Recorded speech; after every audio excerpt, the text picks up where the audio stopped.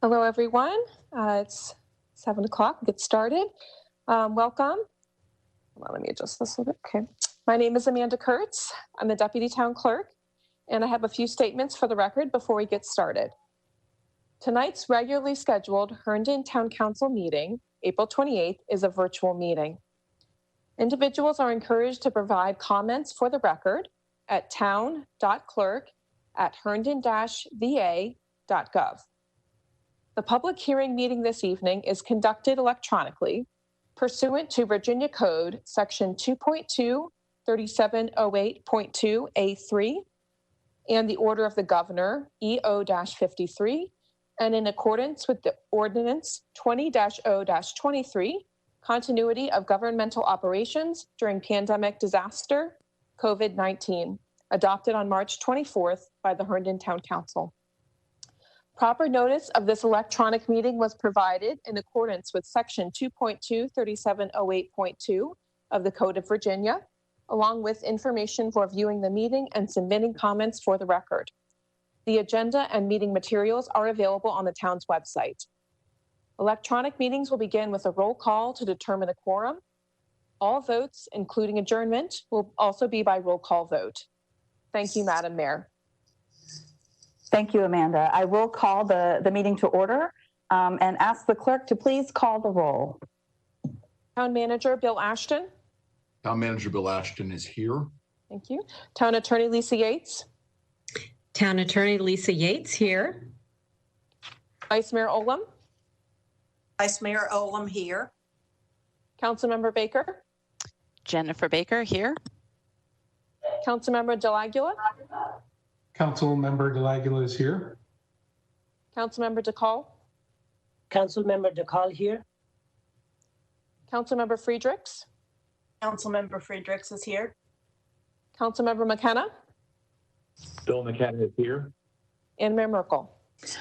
Lisa Merkel is here. Thank you very much. For the record, we have a quorum electronically this evening. The entire council is here, as well as our town manager and our town attorney. Before we get started this evening, I wanted to just take a moment to hold a moment of silence in memory of our dear friend Daryl Smith, who passed away on Sunday. He was a 30-year member of the Herndon Police Department, beloved by all. Our Herndon town flags will be at half staff in his honor through May 4th, and he will be dearly missed by everyone in the community. So please join me in a moment of silence for Smitty.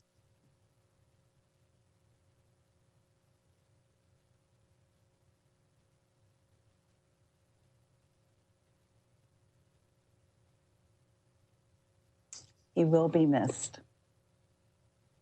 Thank you all for being here this evening. We're getting pretty good at this now that we've done it a few times. Just reminding everybody to really raise your hand, and when you're recognized to speak, state your name for the record so that it's clear in our minutes and the record going forward. I will begin this evening by recognizing our town manager, Bill Ashton, to provide an update on the continuity of operations and matters related to the emergency. Mr. Town Manager. Thank you, Madam Mayor. This is Bill Ashton, town manager, for the record.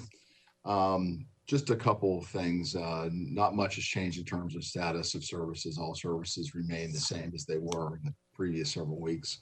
From a financial perspective, we continue to watch revenues, expenditures very closely.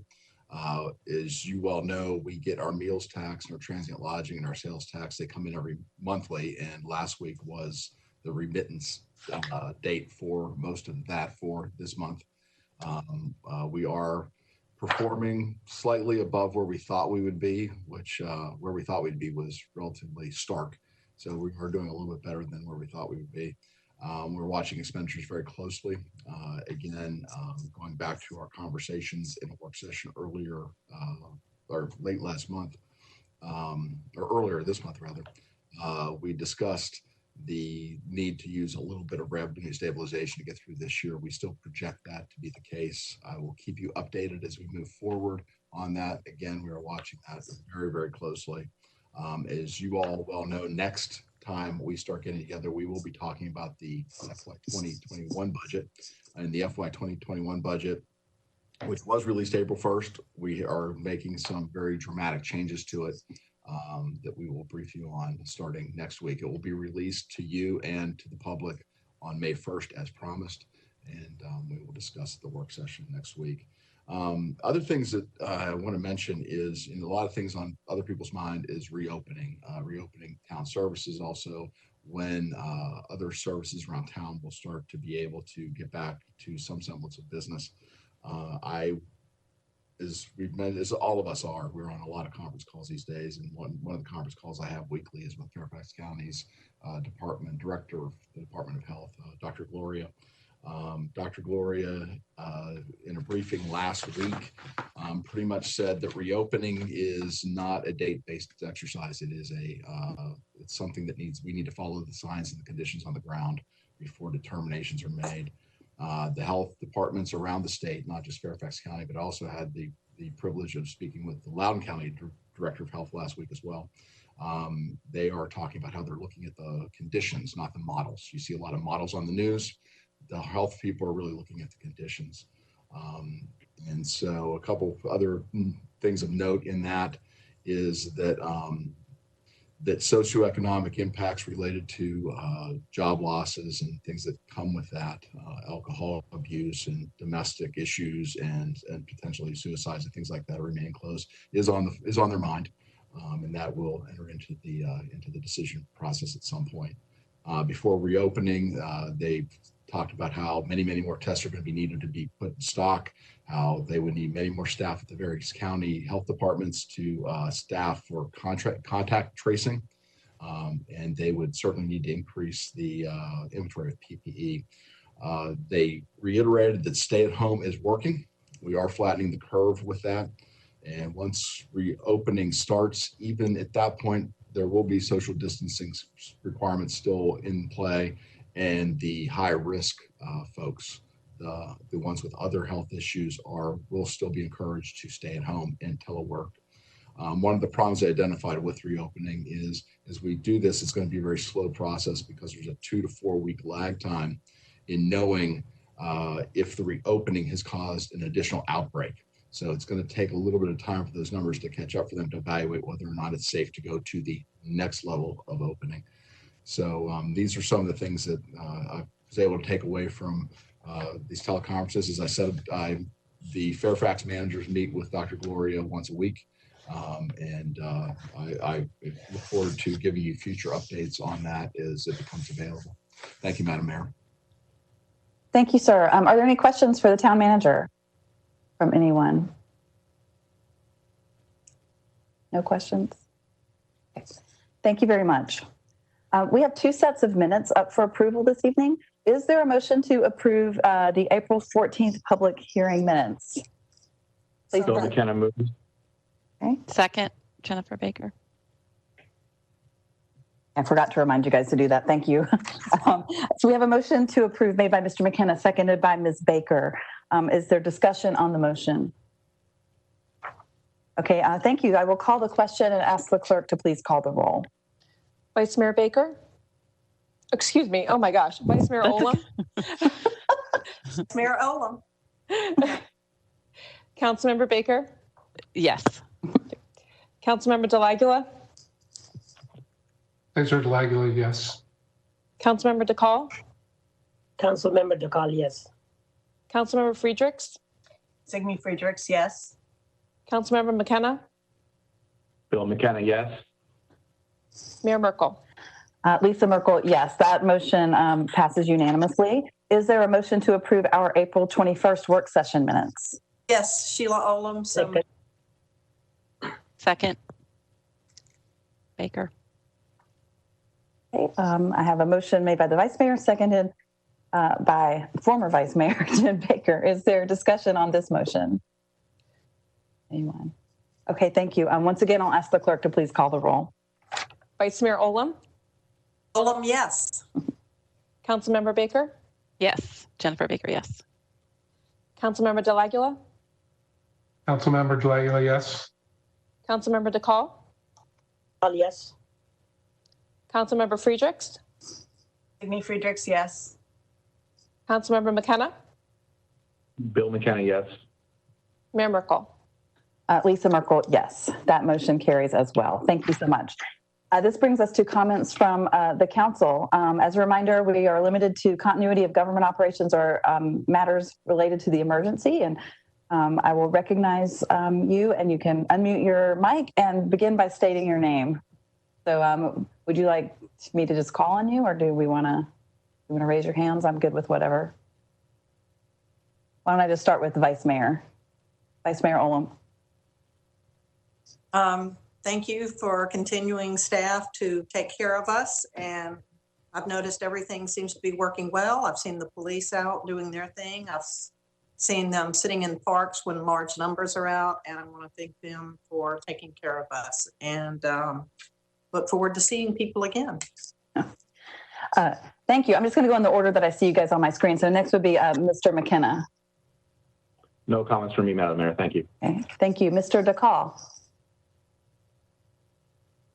Thank you, Bill Ashton, Town Manager, for timely updates on the issues, what is going on in the town. Thank you, staff, for taking care of the business in this situation. That's all I have. Thank you. Thank you. Mr. Del Aguila. Thank you, Madam Mayor. Not a comment, but more of a question around continuity, because it was asked of me. I just wanted to throw it out there for clarification.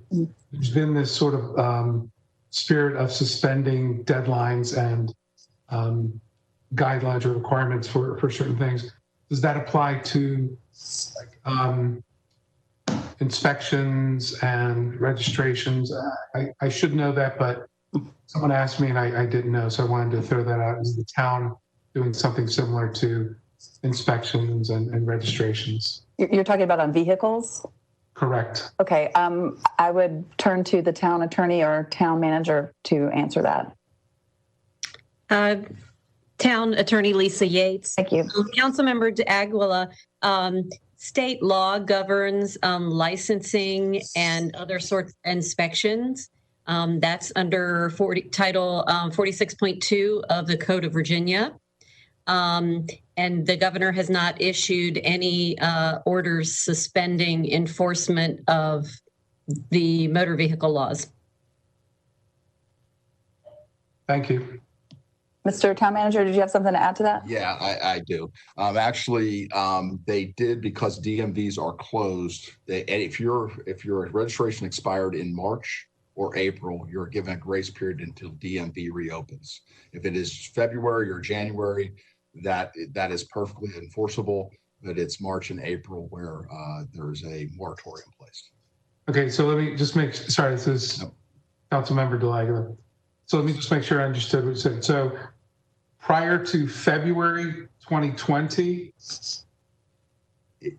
if your tags were to read, and this is Town Manager Bill Ashton, if your tags were to read March 20 or April 20, you're given a grace period once DMVs reopen. If your tags were reading February 20 or earlier, that there's no grace period offered. Thank you. Thank you. The chief also mentioned that to me in a conversation last week. Thank you. Is there anything else, Mr. Daga? No, thank you, Madam Mayor. Okay, perfect. Ms. Baker. Yeah, I'll just also extend my thanks to our town, to all of our employees making the best of this situation. I love that on my morning walks, I still get to see lots of DPW folks, and they're still as friendly as ever. So thank you to all those that are working in these difficult conditions. Thank you. And finally, Ms. Friedrichs. I agree with everything that everyone has said, and also want to mention again, Daryl Smith was a friend to everybody in this community, and I've been hearing from everybody on every level that they miss him, and they're sorry, deeply sorry for his loss. So that's all I have. Thank you. Certainly weighing on all of our minds and hearts. I just wanted to reiterate what the town manager mentioned about the budget hearings for anybody who may be tuning into this meeting and wondering why we aren't talking about the budget tonight when typically we do in April. Due to the current emergency and the change in revenue streams and all of the unknowns, we We did postpone our budget. As the manager said, we will now be having work sessions on at least May 5th and 19th, and public sessions all virtually at this point on May 12th and 26th to discuss the budget. There will be a mechanism for people to actually make live public comments on those public hearing nights, the 12th and the 26th. If that seems intimidating or doesn't appeal to you, we are certainly welcoming comments the way we typically take them through email. If you send an email to town.clerk@herndon-va.gov, that is immediately forwarded to the manager and all the town council. So we encourage you to keep your ideas coming and let us know what's on your mind. But there will be an avenue for public comment at our public hearings. And what was the last thing I wanted to say? So the budget must be passed prior to June 30th, which is the end of our fiscal year. But Mr. Town Manager, did I leave out anything of substance? No, Madam Mayor. Okay, thank you. And I forgot to say who I was. This was Lisa Merkel. We do have one general item, Ordinance 20026, to amend Ordinance 20023, adopted on March 24th of 2020 to suspend certain deadlines and extend the validity of certain development approvals to assure continuity of government operations during pandemic disaster COVID-19. And I will recognize Lisa Yates, our town attorney, for comments. Thank you, Madam Mayor. Lisa Yates, town attorney. This ordinance comes before you this evening as an amendment to the ordinance that you adopted back on March 24th, as you said. That ordinance to allow for continuity of government allows us to have these virtual meetings that we're having now to consider critical governmental issues. The amendment, and we anticipated that we would need to have amendment to our continuity ordinance as different situations arose and different things changed as the governor changes his orders throughout this emergency. This particular amendment is, as you said, to allow for the suspension of certain deadlines and extension of the validity of certain permits that are staff issued. Virginia Code Section 15.2, 1413 authorizes the town to adopt these continuity ordinances and to amend them as necessary. These amendments will allow the Departments of Public Works and Community Development to better serve the public and our development customers, as well as devote their limited resources to maintaining core government services.